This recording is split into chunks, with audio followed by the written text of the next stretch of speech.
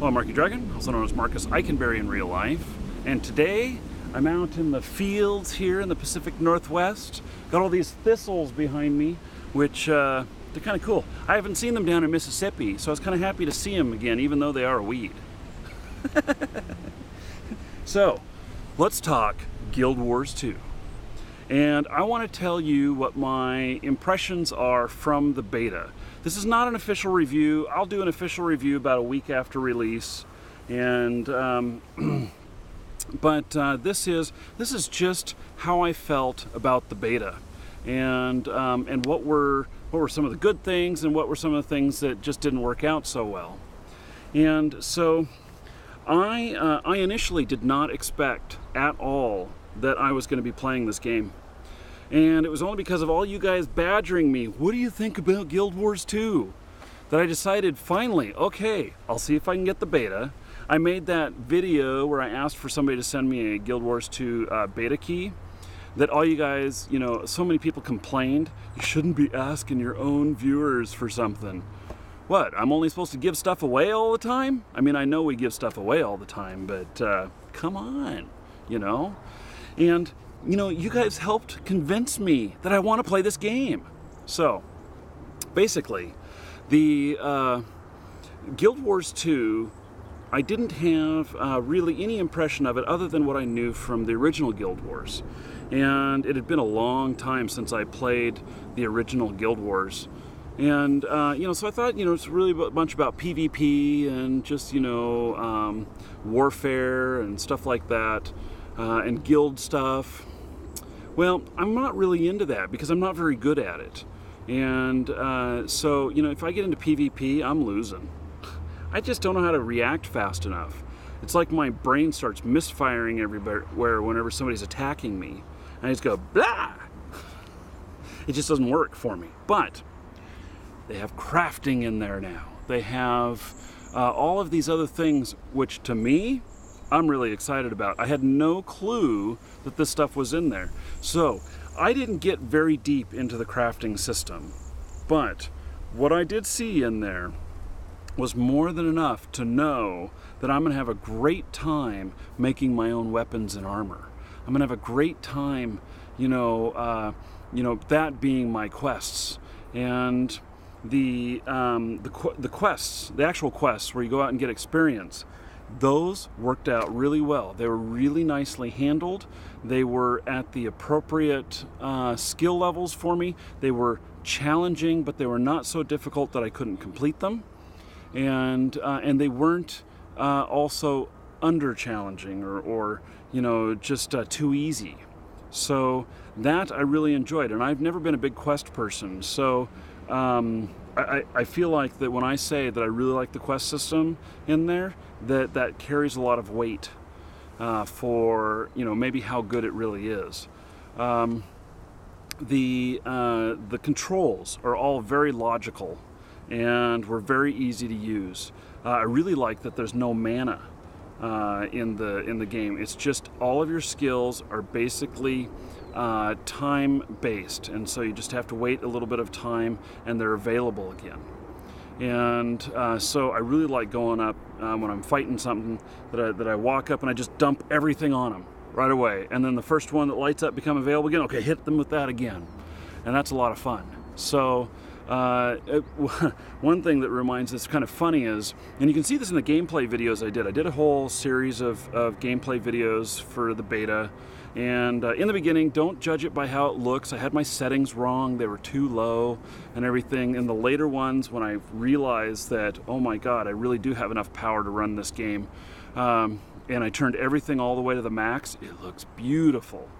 And so, but there's this one spot. Did you guys ever play track and field? I know I'm dating myself here. Did you ever play track and field at the arcade? See, there was button assignments on it, and it was 2 buttons right here. It was like run, like left and right foot, and then a jump button, or a button for an action. And so basically what you would do is you would hit those buttons as fast as you absolutely could, and you get up to the point where you jump and go bam, and you kind of go, like in the Olympics.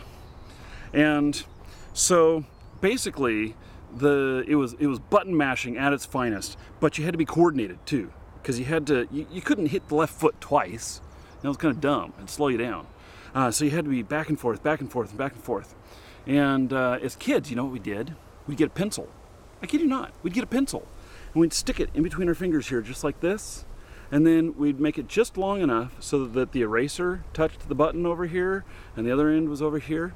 And we'd use this. Oh, we'd use it this way. We'd use it as a teeter, and we go like this with just one hand, and it would hit both buttons back and forth, and you didn't have to worry about hitting the same button twice. And we got better speed that way.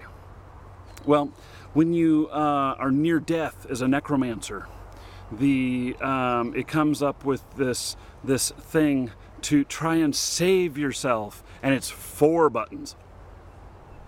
4 buttons that were that are all different timelines. Like the number 1 one, you have to keep punching that as fast as you can. Well, number 4, bink, bink, bink. It's really hard. I'm not very coordinated for that. I could see someone like my friend Pagan, who plays WoW. I've done some interviews with him. He's 80 years old now, and he has some troubles with hitting all the buttons real fast and everything, and he wouldn't be able to play that character because of that, or he would not be able to use that portion because he couldn't do it well. Although I just thought of something. So I have a G15 keyboard, Logitech G15 keyboard, has a whole bunch of programmable keys down the side. You know what? I could set those up so that I hold down just the first one, and it button munches all 4 of those, just bam, bam, bam, bam, bam, bam, bam, as much as possible. I'm gonna have to try that. Little macro on the fly there. It's a hardware-based macro. I love that keyboard. So maybe I'll try that, and maybe that would be a solution for Pagan. So anyway. It is the game also has good graphics. I didn't like it at first, but that's because my settings were wrong. And once I turned up all the settings, it looked really nice, really smooth. It has a little bit of a cartoony feel to it, but it has a realistic, it's not as sharp, but it has a realism to it as well with the lighting and everything. And so it's pretty good. And I certainly got used to it. But now what I didn't do well at was the world versus world versus world, or realm versus realm. And that is my own thing, that I'm just not very good at that kind of stuff. But the other, there were some other portions to it which I felt were kind of difficult, but I think that's maybe because I didn't understand them. And so I can have a hard time actually judging those.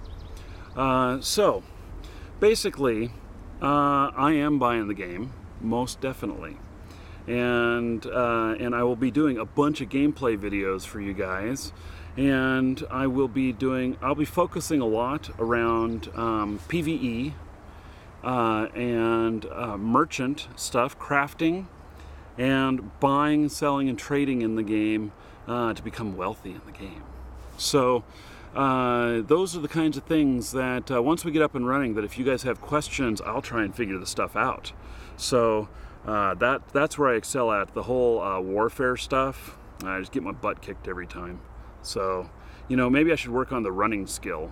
Get my pencil ready so I can run as fast as I can, so I can get away from the guys chasing me. My jump button, bam. I'm markeedragon. Take care.